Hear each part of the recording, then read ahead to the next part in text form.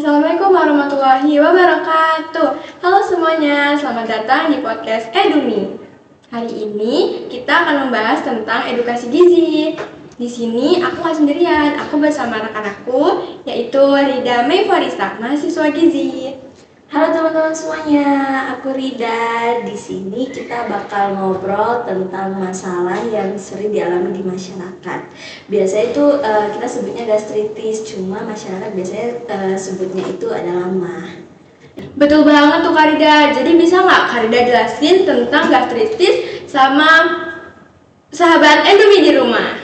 Jadi teman-teman, gastritis itu adalah kondisi di mana terjadinya peradangan di lapisan lambung. Gejala ini bisa berupa nyeri di ulu hati, kemudian rasa pedih, rasa mual dan muntah, cepat kembung, dan juga pastinya rasa tidak nyaman di perut. Nah, sahabat Endumi di rumah pasti pernah mengira kan kalau gastritis itu adalah MAH. Apakah itu benar, Kak? Iya Kak Cila, jadi istilah MAH itu sering digunakan di berbagai keluhan pada lambung. Oh, oke, Kak. Kita pasti sering dengar ya Kak kalimat yang namanya kalau telat makan nanti bisa emah. Itu benar nggak sih Kak? Kalau misalnya telat makan atau yang bisa disebut emah tadi bisa menyebabkan gastritis? Betul Kak Kila, jadi pola makan yang tidak teratur itu memang dapat memperburuk dari keluhan lambung pada sebagian orang sendiri. Nah, tapi perlu diperhatikan nih Kak, gastritis itu tidak disebabkan hanya karena telat makan saja. Bisa jadi karena penggunaan dari obat-obat tertentu yang dapat mengiritasi lambung. Baik Kak, jadi telat makan bukan satu-satunya penyebab ya? Betul Kak Gila, jadi kita tidak bisa langsung mengatakan seseorang itu bakal mengalami gastritis kalau misalnya dia telat makan. Oke nih Kak, kalau seseorang sedang mengalami keluhan gastritis, makanan apa aja sih yang perlu diperhatikan? Coba dong Kak, kasih tahu sahabat-sahabat Endemi di rumah. Sebenarnya Kak Cila tidak ada satu daftar makanan yang wajib dihindari oleh para penderita gastritis karena toleransi setiap orang itu berbeda-beda Kak Cila. Tetapi ada pada sebagian orang itu ada yang makanan yang sangat pedas, kemudian yang terlalu berlemak dan berminyak, yang sangat asam dan juga minuman berkafein itu dapat tambah memperburuk keluhan mereka. Baik Kak, apakah benar kalau misalnya punya gastritis, makanan pedas itu tidak diperbolehkan? Tidak selalu ya Kak Kila, kalau memang setelah makan pedas gejalanya semakin parah, sebaiknya dihindari atau dibatasi saja. Baik nih Kak, benar nggak sih ada yang bilang kalau penderita MAH itu tidak boleh mengkonsumsi buah karena asam? Tidak sepenuhnya benar ya Kak, karena buah itu mengandung vitamin, mineral, serat, dan juga zat gizi lainnya. Nah jadi, tapi perlu diperhatikan teman-teman, kalau misalnya ada jenis buah yang dikonsumsi justru malah membuat perut terasa perih dan juga tidak nyaman, itu konsumsinya bisa disesuaikan. Oke, jadi bukan semua buah ya Kak yang harus dihindari, tapi hanya beberapa saja. Betul Kak Kila, yang penting itu kita bisa lihat toleransi dari tubuh kita masing-masing. Baik Kak Rida, beritahu dong sahabat-sahabat endemi di rumah, makanan apa aja sih yang baik dikonsumsi saat gastritis?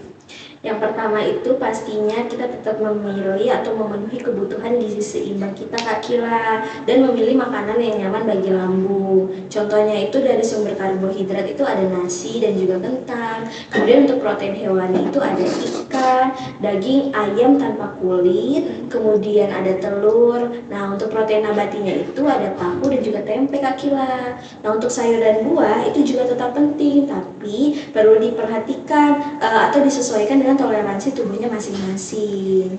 Baik Kak, tadi kan udah jenis makanannya apa aja tuh yang boleh. Nah kalau untuk cara memasaknya Kak, kasih tahu dong Kak sahabat endemi-endemi yang ada di rumah. Lebih baik cara pengolahannya itu seperti direbus Kak Kila, direbus, dikukus, kemudian dipanggang, ditumis juga boleh, tetapi menggunakan minyak yang sedikit yang dibandingkan makanan yang terlalu berminyak.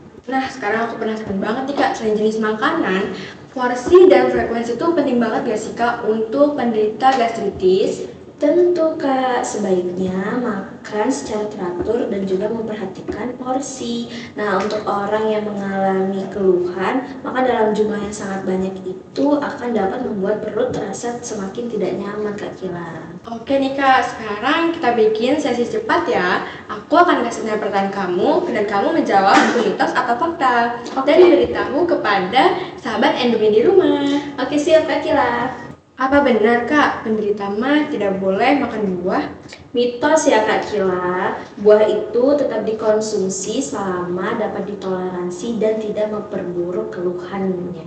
Mitos atau fakta nih Kak, pola makan yang teratur itu penting untuk membantu pengendalian keluhan lambung.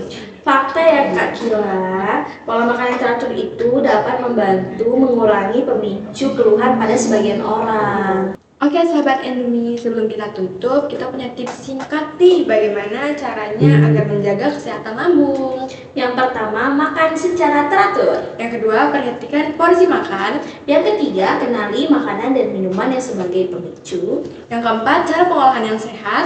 Yang terakhir atau yang kelima, tetap konsumsi makanan yang bergizi seimbang. Jadi di pembahasan kali ini kita tahu ya teman-teman bahwa gastritis penyebabnya bukan hanya telat makan. Kita perlu memperhatikan porsi makan, pola makan, jenis makanan yang dapat memicu, dengan juga serta cara memasaknya, dan juga tentunya tetap memenuhi kebutuhan gizi kita ya Kak. Benar nggak sih Kak Rida? Betul Kak Kila. Nah, untuk sahabat-sahabat Edumi, jangan langsung mudah percaya tentang mitos seputar rumah ya. Oke, semoga pembahasan kita hari ini bisa menjadi manfaat untuk sahabat-sahabat Endumi di rumah. Semoga pembahasan kali ini bisa bermanfaat untuk sahabat-sahabat Endumi di rumah. Aku Kila. Aku Rida. Sampai jumpa di podcast edukasi gizi berikutnya. Tetap makan yang bergizi dan jaga kesehatan lambung. Edumi Podcast, educate, healthy, and happy. Bye.